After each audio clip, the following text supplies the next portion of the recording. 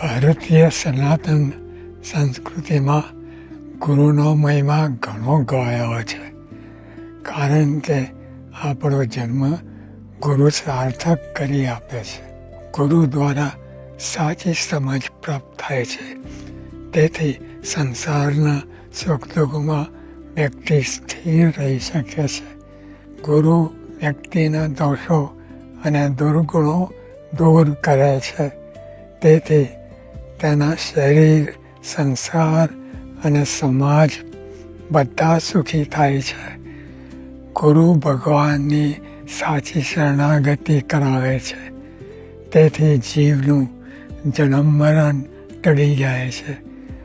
ગુરુના આવા અનંત ઉપકારોને કારણે તેઓને સાક્ષાત ભગવાન તુલ્ય કહેવામાં આવ્યા છે. વેદ વ્યાસની જન્મજયંતિ ગુરુ પૂનમ તરીકે ઓળખાય છે. આ દિવસે સૌ પોતાના ગુરુનું પૂજન કરે છે, પણ ગુરુનું સાચું પૂજન તેઓની આજ્ઞાનું પાલન કરવામાં છે. આ રીતે ગુરુ પૂજન કરવું એ જ સાચી ગુરુ પૂનમ.